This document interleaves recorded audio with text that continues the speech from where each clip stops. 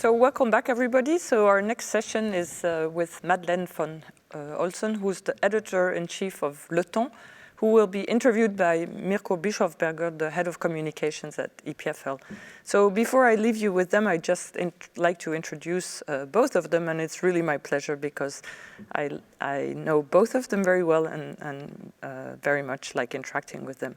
So Madeleine von Holzen studied international relationship at the University of Geneva, and then became a journalist for a newspaper that doesn't exist anymore, Journal de Genève. I think at least it doesn't exist anymore. And then worked for the RTS as the head of the economics section. Then she became the directrice adjointe of Edipresse, then Tamedia, and she was in charge of the digitalization. And then she moved to EPFL, which is when we met, and many of you probably remember Madeleine, where she was the spokesperson of EPFL for a number of years before becoming the director of development and communications. Since then, she has moved on to be the head of communication of the Geneva airport, and more recently, she became the rédactrice en chef of Le Temps, which is now joined with Heidi News as part of a foundation called Aventinus. So Madeleine will be interviewed by Mirko. So Mirko studied biology at the ETH in Zurich, and then he did a PhD in life science here at EPFL before he received a fellowship called Science and Society, which led him to spend a year in the parliament in Bern, getting to know really the intricate relationship between politics and science. And then joined Martin Vetterli when he was president of the Swiss National Science Foundation, and then moved to EPFL to work with Martin and then to become the head of communication. So we're really looking forward to this interview between Madeleine von Holzen and Mirko Bischofberger. Thank you. Thanks a lot. Can you hear us? Yeah. Great. Thanks, Gizu, and welcome also from my side, Madeleine. Hello, welcome. Nice that you are with us. I'm extremely delighted to have you here. Thank you, Mirko. Hello. Hello. So we do this in English, if it's fine for you, as you said. Mais on peut aussi mélanger, faire un peu de franglais. Okay. Both is going to be fine for me. So I also want to just shortly thank you for being here and also add a little personal note. So I think we met the first time about 2-3 years ago, when exactly as Gizu mentioned, I moved from the Swiss National Science Foundation towards EPFL with Martin. And it was very interesting years, and we got to know each other and quite intensively. And then unfortunately, you left to the airport. And so it's really beautiful to have you now here at this day, Journée Internationale des Femmes. We're going to speak about, of course, your career as a woman. We had heard multiple times this day that careers are not always linear, and I'll maybe go soon in that direction with the first question. But before that, I would like to tell the audience also that we'll talk mainly about Madeleine's career, as said. We'll talk about media, the media in the Romandie, maybe the media in Switzerland, maybe the effect of the digital world on the media, and of course, a lot about science communication, science journalism, and further forms of science in the media. Okay, and then please add your questions in the YouTube chat. So we have about 40-ish minutes. We maybe do 20, 30, we'll see as we go, me and Madeleine, and then we'll start to take questions from the audience. So Madeleine, my first question to you then. As I said, so your parcours is an extremely nice career, and since this is a career day and another career day, Journée de la Femme, but it's also, as I said, many careers we saw so far were not absolutely linear. How was your career? How is your view? How would you resume your career? Wow. Okay. I think that's quite correct. It's not linear. Absolutely not. And I would say that I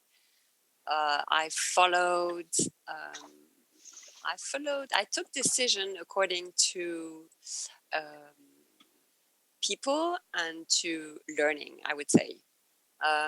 So I started with journalism because I considered that was just the most just incredible, best job I could imagine, and that led me to spend, I would say, 10 years in that area, really full journalism. And then because I received an award, I sort of took another path, and as from that point, it went sort of on and off. And I really decided each time that I took these decisions according to people, to institutions I could work for, to the sense that my job would have. And that sort of was the way I moved forward, and took me into these different places and landed back finally again in the media. That's how it happened. And if you look at the different steps or different changes along your career, because you mentioned the word learning, what were your kind of learned lessons in each career if you look back in each different sector you visited? I think one important thing is that you can work in many different places and do a great job, and it depends. It's up to you, really. It's up to you. How much do you put in your job? How do you do it? You know, how are you professional? How much are you professional? What's your ethic?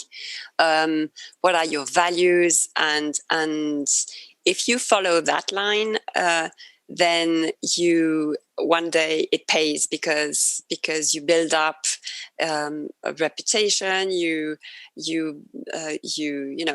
show that you can stay and be professional in different places. And so that's one important thing, I would say.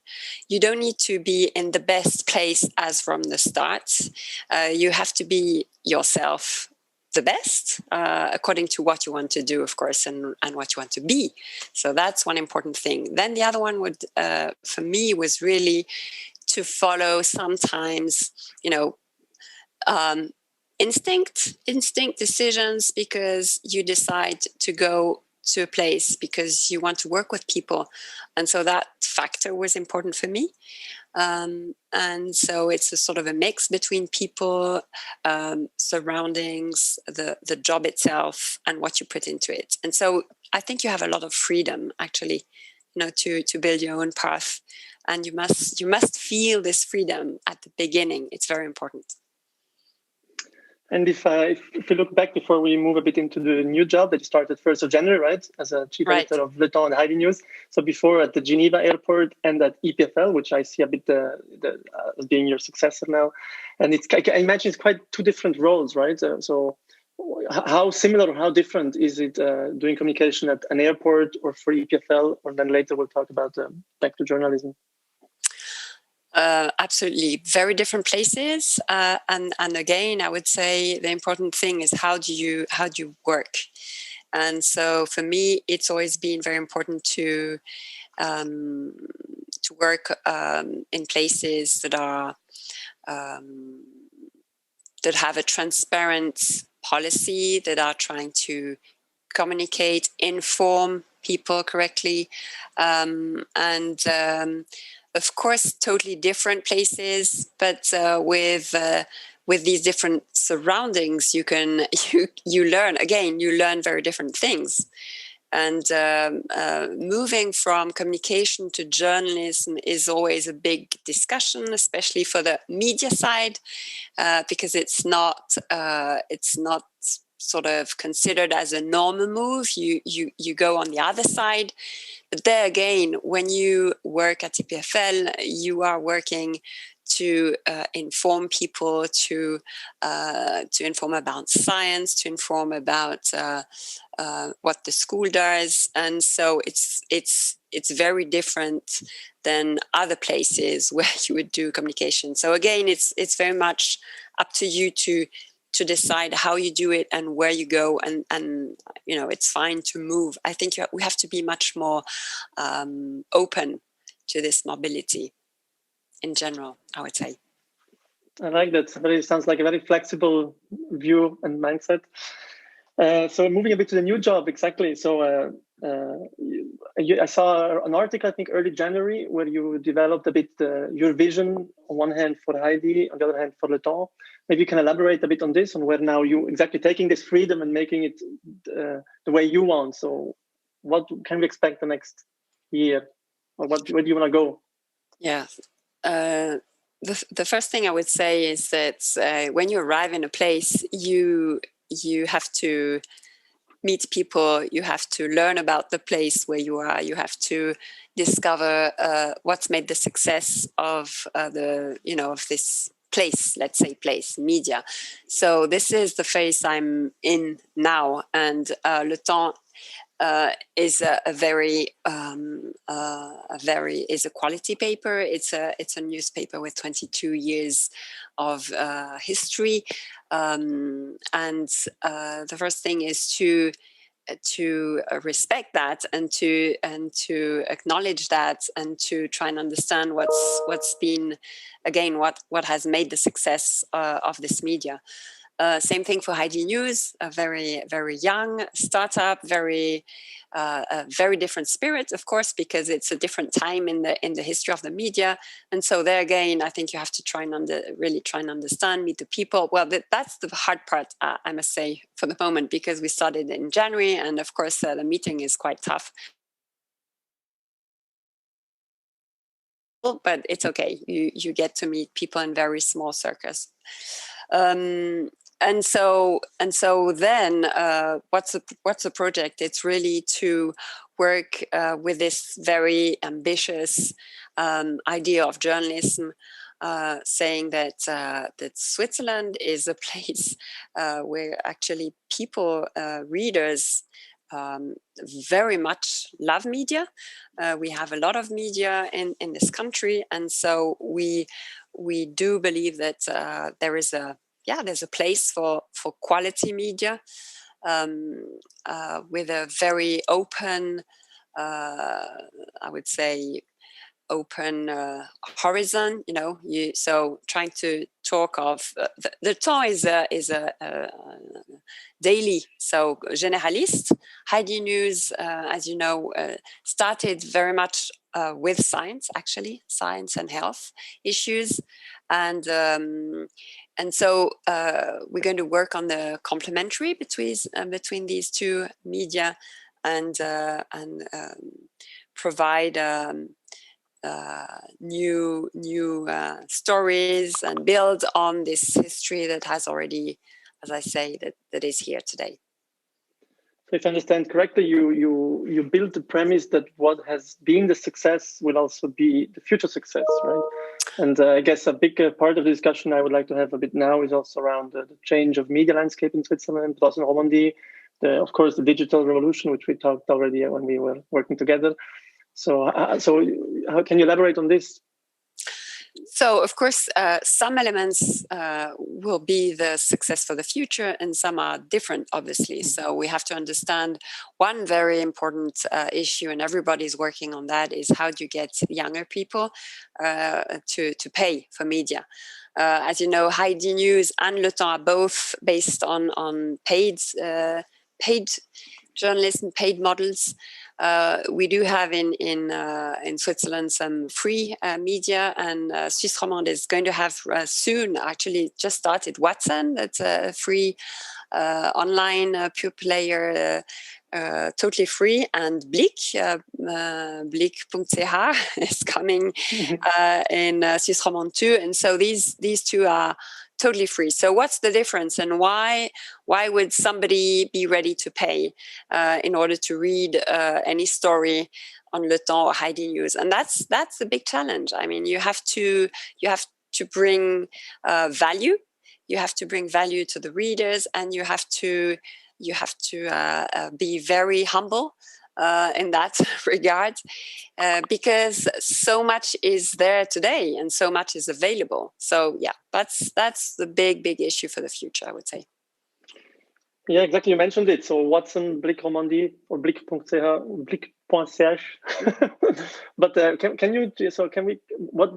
what is in your mind? Can you tell us a bit more? What could be these added values, or is this still a kind of professional secret? Because of course we're all curious a bit now to understand now what will happen, not only now in terms of Romandie and EPFL, but in general. So I guess everybody's asking him or herself what these values will be, and I guess all rédaction will have their certain horses on which they bet. And so, and now you have kind of two outlets, right? So one is Le Temps, one is Heidi News, which, as you said, started different in history, but also in terms of setup and content. So, yeah. So obviously, there's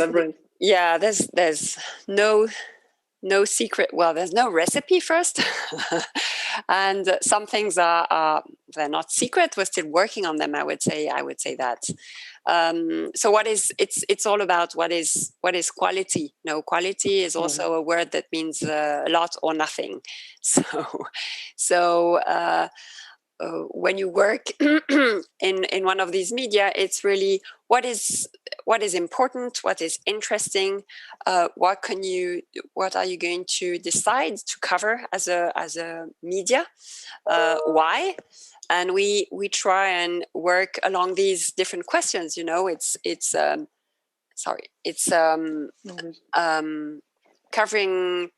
covering stories, looking for ways of talking about news, bringing information that has value for the readers, for the people, for the citizens. So every day you make choices. You have this enormous news, Swiss, international, business, culture, sport, and you choose. And so you make everyday choices. And we try and provide information that has value. And so, yeah, it's along those paths. Yeah. I understand. So quality will basically be a key topic. And so how do you see now, if we zoom a bit out, of course, in the rest of Switzerland, there is also a, go ahead if you need 2 seconds. I'm just going to put it on mode avion. Voilà. Mode avion. Ça fits the Geneva airport. Okay. I was saying exactly. So if we zoom out a bit, of course, Romandie, but then there is a Swiss-German side, right, where there is also kind of changes, maybe not as extreme as here at the moment. But for example, if you look at the example of Republique, you probably followed since a few years, which also points heavily on quality. That's why I was thinking of them now. How do you position? So maybe that's more I guess the Le Temps is a bit clear because it has more established, right? It's a quality voice since, as I say, 2 decades. And but Heidi News is maybe more, or in general, the new players who will come. How do you position yourself towards the other initiatives in the rest of the country? Well, Republique is really a very interesting example, and we follow and I admire the work they've been doing. As you know, Heidi News did a few things with Republique already, so it's investigation journalism. Obviously, that's an important one.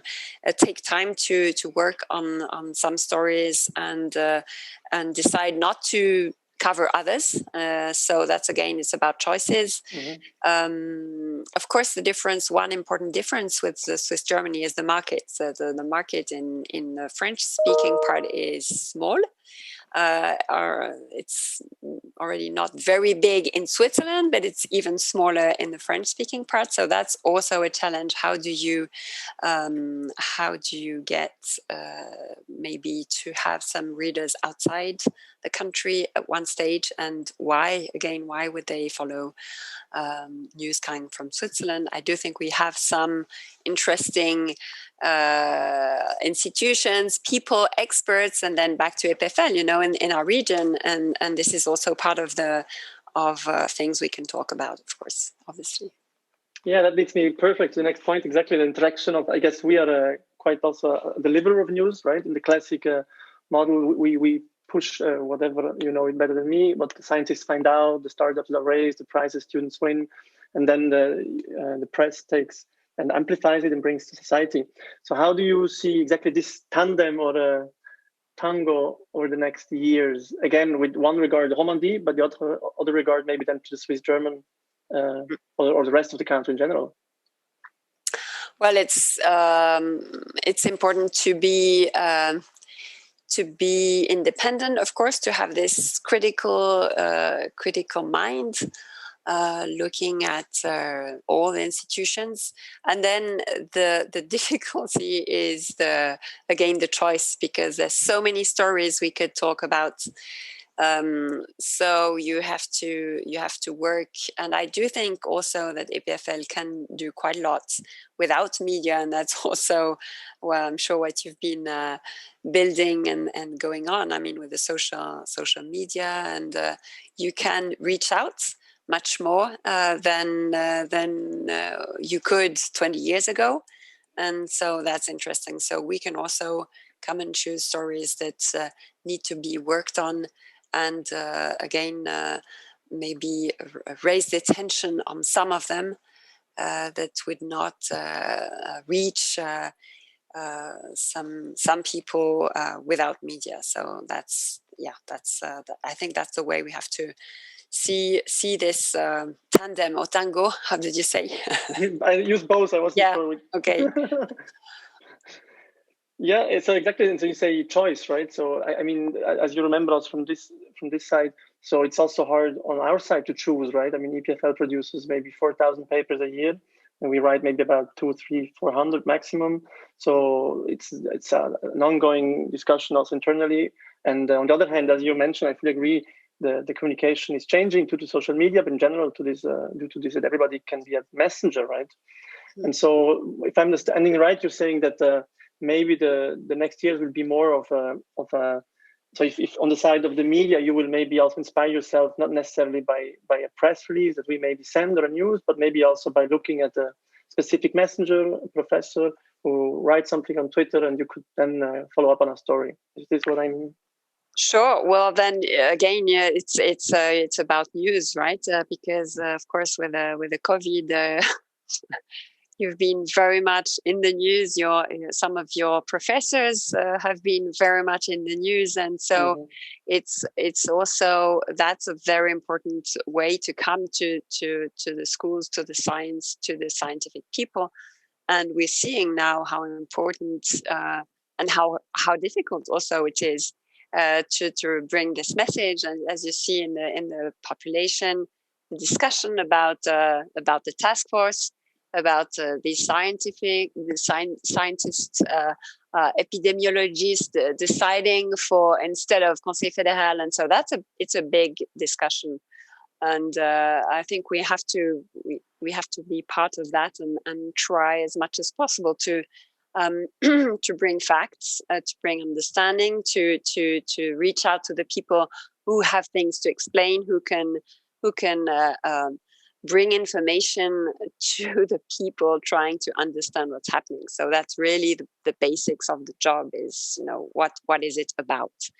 And science is very, very important in our daily life, but of course in a pandemic, then we see how important it is and how it can become emotional. It's very, very emotional, and I'm quite astonished sometimes to see the discussions even among journalists between people that are very close to scientific understanding, and some others who are closer to politicians. And so we do have also these discussions. How do you bring this this balance and yes, when do you talk to and who do you reach out to in different occasions? And so that's part of the job to find this balance. It's interesting you mentioned this role of emotions. At lunch, we had this lecture by Andrea Wolf. Maybe you saw on the program. So she wrote this bestseller about Alexander von Humboldt, a man. And and she actually summarized in a beautiful talk the scientific endeavor of this Alexander von Humboldt. But at the end, she synthesized and said something that touched me a lot, that he was one of the first scientists that built, of course, he integrated model as not nature as a whole, as a scientist, but he gave emotions to it. So when he tried to describe things, he kind of, on one hand, he had the facts, but then he also made the first kind of illustrations that were very emotional. And then she brought it back to the present, right, in the debate about climate, but could also be now the pandemic, saying that we don't just need facts and data, but we also need emotions, because people sometimes react more when they see, she said literally, a whale with plastic inside than having a number of microgram plastic per milliliter. So it's actually quite beautiful. So yeah, exactly. So do you think we need more emotions also? Should we also communicate with more emotions on the science communication side? Mirko, you communicate with emotions, no? I try not to stop them. Yes. I think you need both, of course, but we are all human people, so emotions is part of it, and it's important to acknowledge that and to take that to take that into account. I think, and it's also about seeing the people and the scientists themselves and understanding why why they're doing this and what are the motivations and that's also sometimes an important help to to bring this discussion back to something more rational when it gets really off track. Yeah, makes total sense. Actually, which brings us back to the topic of quality, right? So when I scratched my head last year, I realized on one hand it's a bit easier, let's say, in science because quality we can kind of outsource and say quality is what gets published very high in high journals, right? And so that makes already a threshold on what to communicate. But how do you then on your side decide if you have two science news coming in and both are interesting? How do you what would you pinpoint of is quality to you? Well, both are interesting. And when you say both are interesting, then you can also say the other very important question is how important are they? So it's interesting and important. And how do you measure what's important? What will be the impact of the news? What will be the impact of the discovery of the research?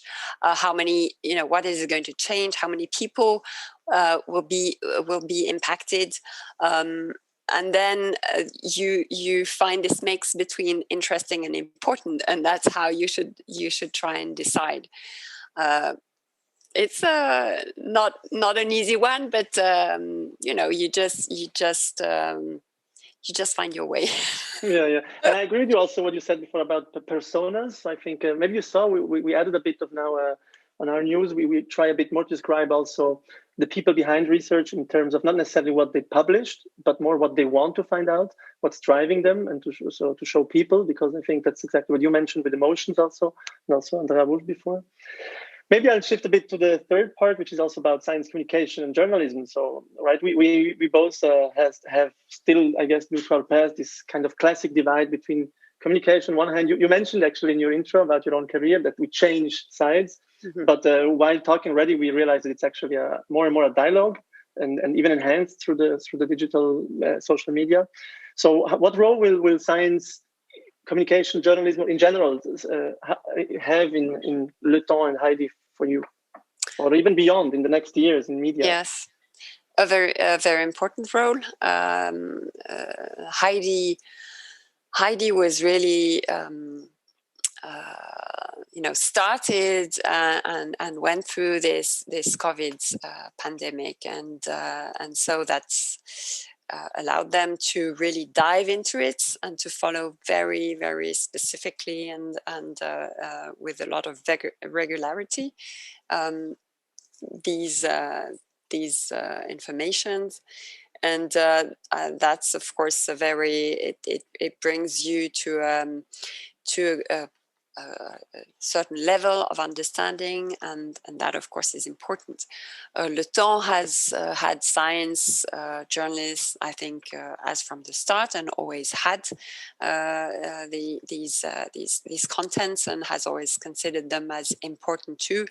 But of course, it's one part of a media generalist. How do you say that in English? I don't know. Well, generalist. It's clear, yeah, okay. General media. But we try to work on interdisciplinarity. It's also an issue in the media, as in schools, as in research. The interfaces are important, because if you can get a scientific and a business journalist to work together, or a scientific and a political journalist to work together, then you will have,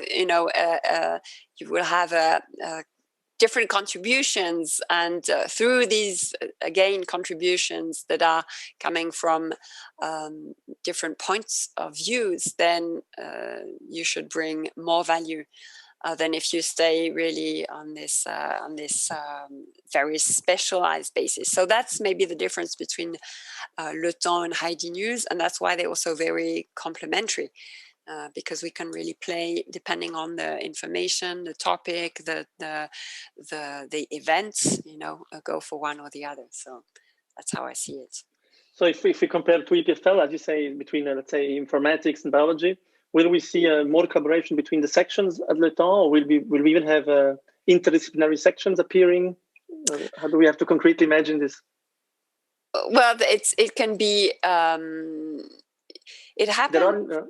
Yeah, it happens. It happens when we cover some big events. It happens very naturally, because if something important happens, you're not going to say, well, it's just the scientific aspect. No, you take the cultural aspect. You're going to look at the money, you at the jobs, etc. And so. You can't do that for all the stories, because they're not all big enough. But it's very important to use the competencies of the others and to have this interaction, to think in an open way, and I do believe it's a very important way to bring value again to the readers, is to look at interfaces. I guess the pandemic is an ideal case of this, right? It's been treated in all, and but I saw, for example, some newspapers, international ones, starting to open sections like, for example, about planet, right, or climate issues, that you really specifically say this is a topic that is each week or each month we want to talk about science, economy, and same time. And exactly, and you can also take it on the macroeconomic. I mean, all these topics, they have these different disciplines and questions behind, and it's never just one story, one issue. It's always complex. That's what's interesting, of course. So again, very flexible. And if we come back to this classic divide of, let's say, science journalism and science communication, and now looking back at the last year, which was really interesting, because as you said, we were also being present way more than before, I would say, through the voice of professors on social media. And so how do you see the role? I mean, exactly, again, there's not just the two, maybe there's a third role, right? In certain areas, they start to talk about science influencers. Is there a new way of science communication at the horizon? Or is it is still the divide going to be classic between people who study journalism and do media, and people who go into communication? And it's an ongoing discussion. I think some people work in both areas. Then it comes to your ethics. How do you work, and how independent are you? That's of course very important. But that's also the case if you're doing only journalism or only communication. So I mean, you can. I think we need both. I think that the journalists need time and positions totally independent to work on some stories with no mandate, with no interest, with nothing behind that. And that's, of course, very important in all areas, also in the scientific area. And, scientific communication has to reach out and talk about the science and get that to the population, to the young, to the kids, to the young girls also. There's a lot of things to do. And I think really both are needed, very importantly. Thanks a lot. I see we have questions coming in, so maybe I'll do one more and I'll start to take time for you questions from the audience here. So maybe a bit more of a self-critical question as well. So I see, of course, that as an institution, you are more inclined to communicate, let's say, in a positive manner, right? I guess communication in general, I would say, not only science communication, is more about increasing reputation and maybe mitigating negative reputation. And so on the other side, that's maybe where the divide actually started, I guess, a few hundred years ago, back to Montesquieu, where you have on the other side more the critical aspect of independency, quality, investigative research. So how do you see, if we go back to what we said before, that maybe the future is more of a tango or a dialogue and less a divide? To what extent do you see schools maybe also communicating more critically about themselves? Is this possible at all? To what extent do you see the media sustaining science even beyond criticism sometimes? A bit like when I take an allegory, but if a movie is being elected to go to the Oscars, usually they should, at least in theory, maybe they don't do it, film critics should push the movie to make it win, so, to what extent do we have this change of roles maybe? I think it's very important that schools communicate with a critical mind too about science. Well, there's really, when you're talking of science is one thing, and of course politics about the school is another. So two different topics, I would say. So as it's always better if you can be if you can have this critical mind. And on the other side, I would say that there's also a lot of thinking in the media area about solution journalism, constructive journalism, based on, can we also bring solutions? Can we talk about people that are creating, looking for solutions, and not only always this bad news type of approach? So there is something, on both sides that's moving, and these discussions are interesting because it's I think we see this very strongly in the pandemic also. What's who is now working on solutions, what's positive, what's going to, we want to see this, we would like to see this. And I think both are possible and have to exist together, really. You really need, again, this mix. And it's also very important to be critical. Why? Because if something is going wrong, and it's important because you have you're paying your taxes, and this money is badly used or whatever, it's important that media talks of this too, because it's about democracy. So I think you really need both approaches, and maybe something, again, that's a little bit less in formats for the future, I would say. Couldn't agree more. I take a question from one question is, how, to what extent is journalistic work more difficult in a country with several languages like Switzerland? It's it's a challenge for some people, because if you don't speak German, it reduces the interactions you can have with a big part of Switzerland. And Italian, it's maybe less an issue because it's a smaller part of the country.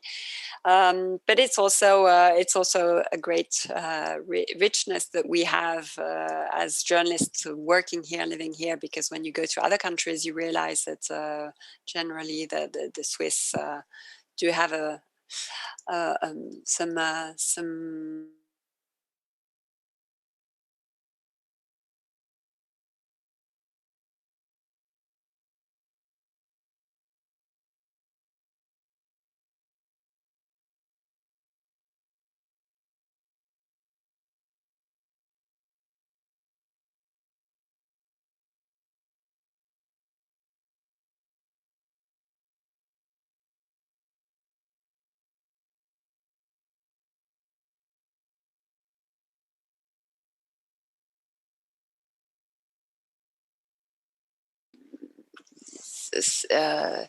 yes, you can translate if you want. It's quite annoying to translate all the articles, just take the tool and the language it's okay. So I think it's and I use it from time to time. But I do think there's a difference between reading a newspaper with a translator today. Still, I would be quite happy to have a great, to have a great algorithm translating Le Temps in 20 languages, that would be just great. So if somebody out there knows how to do it, we would be very happy to work with you. Yes, what was it? Yeah, but the other thing I would like to say is I do believe that paper still has some important qualities, and paper or e-paper.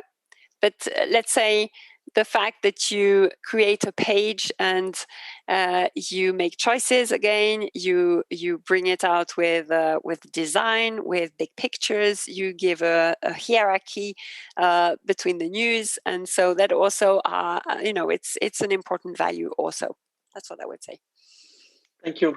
So, c'est Journée internationale des femmes. On célèbre ça. It's about about women, about women's rights, about equality. So the next question goes this direction: how does promoting equality come into your everyday life? In my everyday life? Yeah, promoting equality at the work, I guess. So how does it manifest?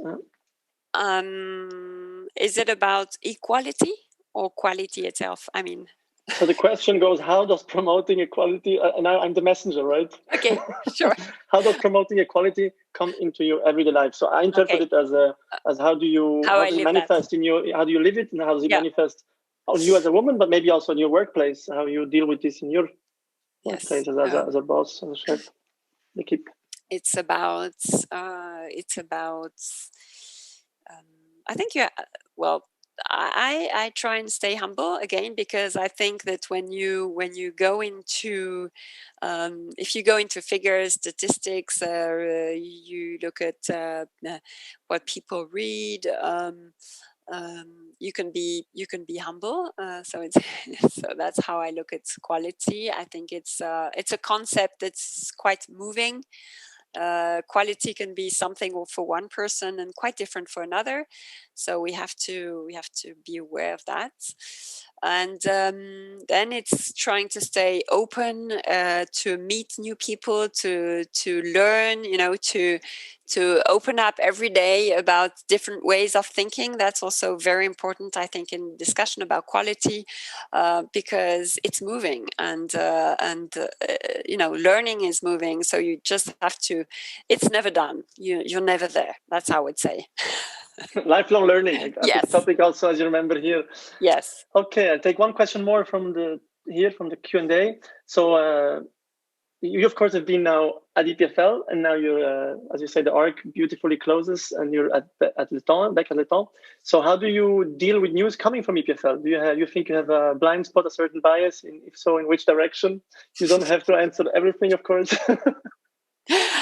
Well, I'm very happy because we do have some scientific journalists, and so they do the job.